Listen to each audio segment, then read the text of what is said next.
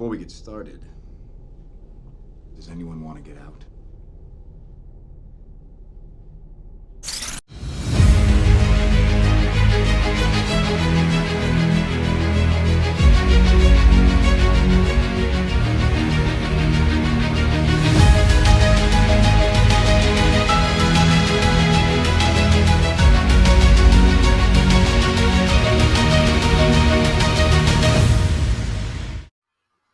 Hello, everybody, and welcome to this week's episode of Avatar Rewatch. Hey, Jared, do you hear any banjo music? Yeah, I know. This episode was heavily redneck. Yes. So today we are covering the Foggy Swamp episode. I can't remember the name of the episode, but It's called The but Swamp. Well, there, I was partially right. Thank you. So the gang ends up in like this huge friggin' swamp, and it can't just be a normal swamp here in the Avatar world. It has to be spiritual. It's like the green with Swamp Thing. That comparison actually works, surprisingly. And so they all kind of get separated, even Appa and Momo, and they all kind of start to see some visions. But before we kind of get into that, Jared, what are your kind of initial impressions going into this? Well, let's see. First off, this episode was hilarious. I genuinely enjoyed it. Seeing the boat people chase after Momo and Appa, and the way they make their boats move was like this. And at the time, I was like, why would doing this work? But then when you find out they're water benders, it makes sense. So I'm like, okay, thank you for telling me that. But it was just hilarious seeing them chase us, and it's like, we're gonna don't worry, we're not gonna hurt you, we're just gonna eat you. And then Appa just takes off in the opposite direction. They're like, why did you tell them that? Yeah. That was my favorite. And we also saw the return of the princess who sacrificed herself for the koi fish. Yes, she became Sailor Moon. I mean, just the moon. Nice. But overall, I've definitely enjoyed the episode a lot. Yeah, it's definitely a good one, a really good, solid one. And so they all kind of have their visions. Obviously, Sokka sees Yue, Katara sees her mother, and Aang actually sees someone very important. This is the first time we see someone who, I'm just going to leave it at that. So this person is is this person going to be expounded upon later? Very much so. Okay, so I'll be sure to keep an eye out for that. Yes. This episode also kind of reminded me of The Empire Strikes Back when Luke goes into that cave in a swamp and sees a vision of Darth Vader. Yeah, for sure. What did you think of the vine monster fight? I love that. By the way, I love where Katara is using the water to like chop the vines and everything. That was real. I love the show's inventive use of water bending in a way that's like super brutal. Yeah, that's something that like I've always I was actually kind of wanting to comment on that myself. So you kind of read my mind there, brother. Like I really do appreciate like the creative use of the bending and just like all the different ways. It just shows kind of the quality. But getting back to like the swamp monster fight, I don't know if you noticed, but they kind of put some body horror into this. Mm-hmm. Like the way like the tentacle, the vines kind of reform. That kind of reminded me of like Akira a little bit, you know, like, and the way they had Sokka going into the vines is kind of like it was a little bit body horror like thing. It's like I really like that was really creative. It was, and I liked how they basically fought the swamp monster. So in that swamp monster fight, what popped into my mind is like, oh my gosh, it's Katara versus Swamp Thing, which that has to be the title of this episode. Well, actually, the titles. Well, I was actually going to do Paddle Faster, I Hear Banging Music, but, you know, we'll talk about it. But yeah, so yeah, and so we kind of learned that like the tree itself is like one big tree connecting on the network. We kind of learn more about the spiritualness of it.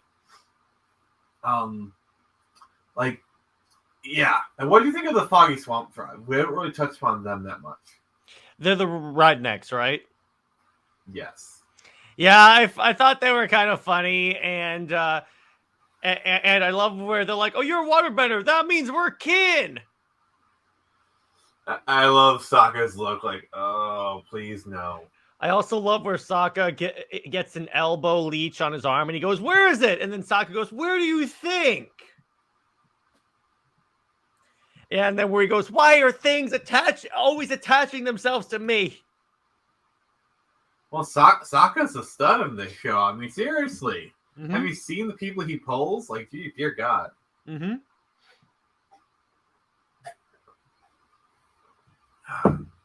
But yeah, so what was probably your favorite part of this episode?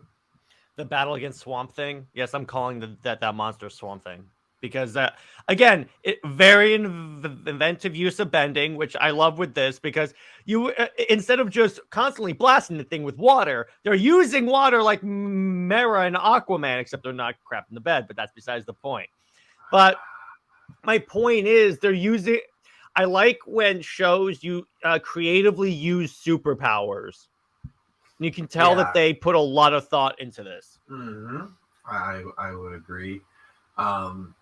But yeah, I love how even Aang like picked up on it right away. Be like, "Hey, Sokka, maybe you shouldn't chop the vines down." And he's like, "I don't care," and it's just like, yeah. So, what would be your final rating for this one? 8 out of 10.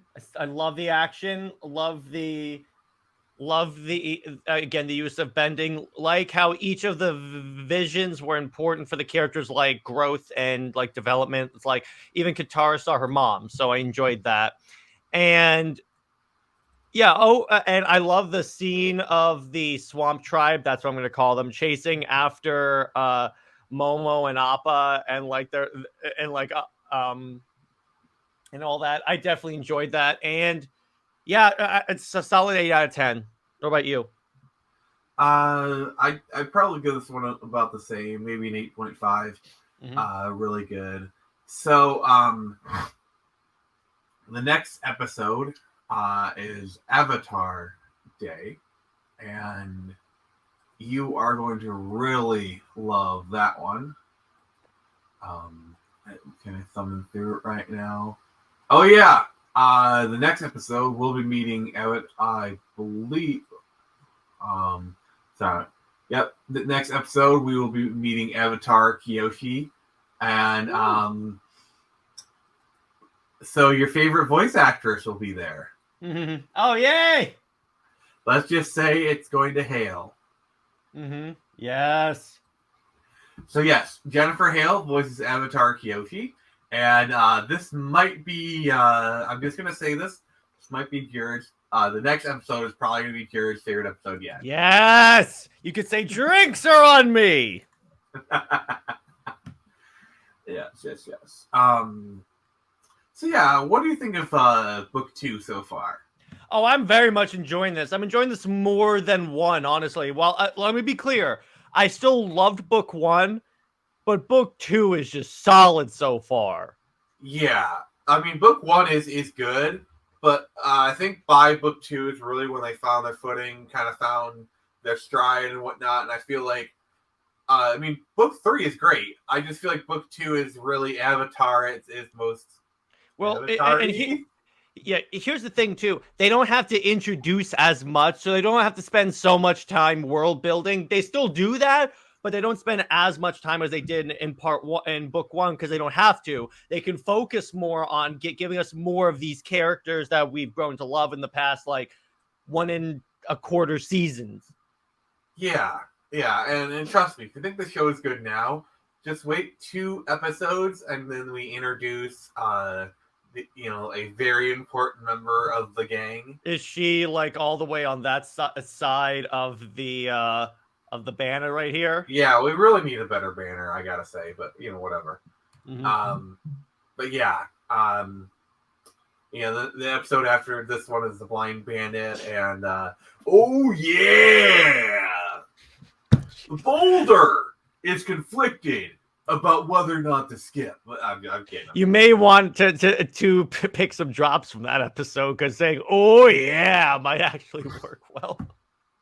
Well, here's the thing about the Blind Bandit. It's a just a little spoiler.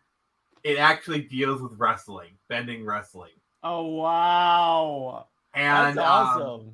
There's a character called the Boulder. Mm-hmm. And he talks like Randy Savage, and I actually feel I think he's voiced by Mick Foley. Okay. And the Boulder, the Rock, it's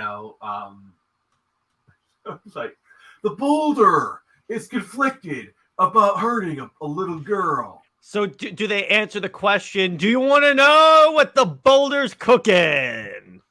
No, they don't. I had to because you set me up so well for that. I just had to give you that like flat expression, like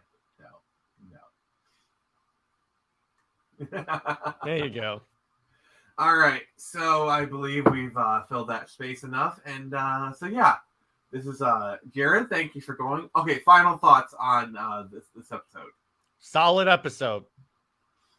Yep, really solid episode. I can't wait for Avatar Day, and you're just going to be frothing at the mouth. Mm-hmm. All right, so it's been Nick for the Phoenix Press, and remember, I can only show you the door. You're the one to walk through it.